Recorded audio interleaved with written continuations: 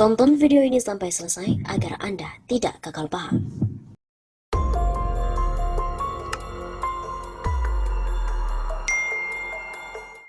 Jokowi potensial dimaksudkan bila resmikan anggota BPK yang dipilih oleh DPR.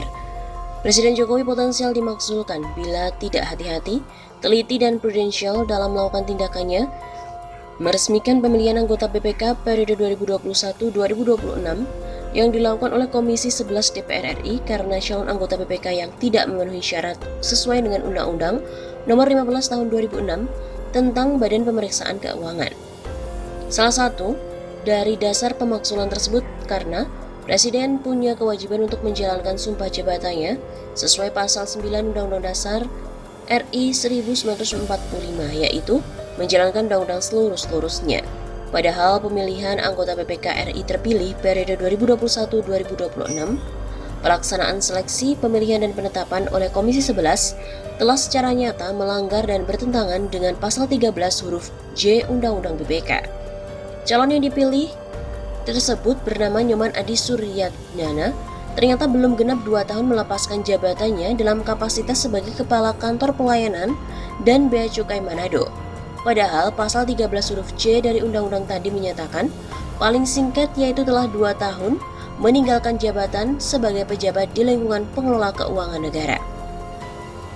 Calon anggota BPK yang dimaksud seperti poin tadi punya indikasi kuat menyebabkan terjadinya conflict of interest. Padahal COI merupakan salah satu dari akar korupsi. Dengan begitu Komisi 11 DPR dapat diduga telah melakukan tindakan yang bersifat koruptif dan jika Presiden meresmikannya maka tindakan ini juga harus dikualifikasi sebagai tindakan yang bersifat koruptif. Komisi 11 DPR RI bisa dituding melakukan standar ganda dan diskriminatif karena pada tahun 2009 saat pemilihan anggota BPK RI kala itu ada 2 nama yang tidak memenuhi syarat formil pasal 13 huruf C Undang-Undang BPK, Dharma Bakti dan Gunawan Sidauruk, serta oleh Ketua DPR RI Agung Laksono tidak diterima dalam rapat paripurna DPR karena melanggar pasal 13 huruf C Undang-Undang BPK. Selain itu, DPD telah mengeluarkan rekomendasi sesuai keputusan DPD RI nomor 55 garing DPD RI garing 5 Romawi 2020/2021 13 Agustus 2021 yang menegaskan bahwa calon peserta atas nama Saudara Nyoman Adi Suryatnyana tidak memenuhi syarat formil berdasarkan pasal 13 huruf C Undang-Undang BPK. Rekomendasi DPD itu sebagai syarat untuk dapat memilih anggota BPK sesuai dengan pasal 23F Undang-Undang Dasar 1945 menyatakan anggota BPK dipilih oleh DPR dengan memperhatikan pertimbangan DPD dan juga salah satu syarat seorang calon anggota BPK adalah paling singkat telah 2 tahun meninggalkan jabatan sebagai pejabat di lingkungan pengelola keuangan negara. Begitu sesuai dengan pasal 13 huruf C Undang-Undang BPK. Oleh karena itu, Presiden potensial dimaksudkan jika melakukan tindakannya dalam meresmikan pemilihan anggota BPK periode 2021-2026 yang dilakukan oleh Komisi 11 DPR RI, kemudian disetujui paripurna DPR, dan juga punya indikasi kuat dituduh melakukan tindakan koruptif sebab calon anggota BPK tersebut terlibat COI karena tidak memenuhi syarat sesuai pasal 13 huruf C Undang-Undang Nomor 15 Tahun 2006 tentang BPK.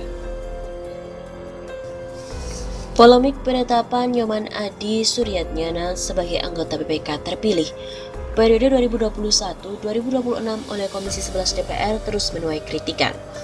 Pasalnya, Nyoman tidak memenuhi syarat pasal 13 huruf C Undang-Undang BPK, yakni telah meninggalkan jabatannya sebagai pejabat di lingkungan pengelola keuangan negara, di mana paling singkat 2 tahun lamanya. Nyoman sendiri telah terhitung baru 1 tahun 6 bulan meninggalkan jabatannya ketika ia mendaftarkan sebagai calon anggota BPK, sehingga status Nyoman yang tidak memenuhi syarat formil tersebut menuai sorotan dan protes dari berbagai pihak. Guru Besar Hukum Tata Negara dan Senior Partner Integrity Law Firm Denny Indrayana mengatakan DPR RI atau juga dengan DPD RI sebagai lembaga yang diberikan kewenangan konstitusional dalam memberikan pertimbangan, bahkan menyatakan Nyoman tidak memenuhi syarat formil dan wajib digugurkan. Tidak berhenti sampai di situ, MARI juga mengeluarkan pendapat hukum fatwa nomor 183-KMA-HK06-08-2021 yang pada pokoknya menyatakan syarat pasal 13 huruf C Undang-Undang BPK merupakan syarat mutlak yang harus dipenuhi oleh calon anggota demi alasan terhindar dari konflik kepentingan atau conflict of interest. Begitu kata Denny Indrayana dalam keterangan tertulisnya Minggu 19 September. Menurut Denny lagi, pendapat hukum serupa juga dapat ditemukan dalam pertimbangan hukum ratio decidendi dalam putusan Mahkamah Konstitusi nomor 62/PUU-12 Romawi /2013 mengenai pengujian konstitusionalitas pasal 13 huruf C Undang-Undang BPK. Hasilnya, MK menyatakan bahwa pasal tersebut konstitusional agar calon yang terpilih dapat melaksanakan tugasnya secara mandiri dan juga bebas. Faktanya memang tidak ada satu alasan pun yang dapat memberikan kelonggaran untuk dapat menyimpangi syarat formil pasal 13 huruf C Undang-Undang BPK. Hal itu lagi, kata Denny, menjadikan keputusan Komisi 11 DPR RI yang tetap memilih Nyoman Adi sebagai anggota BPK RI terpilih merupakan pelanggaran yang vulgar terhadap hukum dan konstitusi. Tindakan semacam ini tidak boleh dibiarkan dan dipelihara agar tidak menjadi presiden buruk dalam bernegara. Pembangkangan terhadap hukum dan konstitusi yang begitu vulgar dilakukan oleh Komisi 11 DPR ini wajib segera disikapi oleh Presiden. Sebagai kepala negara sekaligus kepala pemerintahan, Denny menilai Presiden Jokowi memiliki kewajiban moral dan konstitusional untuk mengambil langkah dalam menegakkan kembali hukum dan konstitusi sebagai panglima tertinggi di Indonesia. Menurut dia, Presiden harus dapat dengan mudah meminta partai koalisi untuk membatalkan penetapan Nyoman Adi dan meminta mereka kembali taat pada hukum dan konstitusi. Sebelum memangku jabatannya, Presiden bersumpah dan sungguh-sungguh di hadapan MPR RI sebagai penjemahan dari seluruh rakyat Indonesia untuk memegang teguh Undang-Undang Dasar 1945 dan menjalankan segala undang-undang dan peraturan dengan seluruh-seluruhnya. Sumpah tersebut dipanjatkan terhadap Allah Subhanahu wa Ta'ala di bawah kitab suci Al-Quran dan dilafalkan berdasarkan pasal 9 ayat 1 Undang-Undang Dasar 1945. Jika Presiden membiarkan kegaduhan ini terus menerus, hal itu jelas-jelas merupakan pelanggaran dari Undang-Undang Dasar 1945 yang mutatis mutandis dianggap sebagai tindakan pengkhianatan terhadap pasal 169 huruf D Undang-Undang Pemilu. Pelanggaran ini bukanlah hal sederhana karena dapat menjadikan alasan konstitusional untuk dilakukannya pemaksulan sebagaimana diatur dalam pasal 7B Undang-Undang Dasar 1945 atau impeachment. Begitu jelas Denny.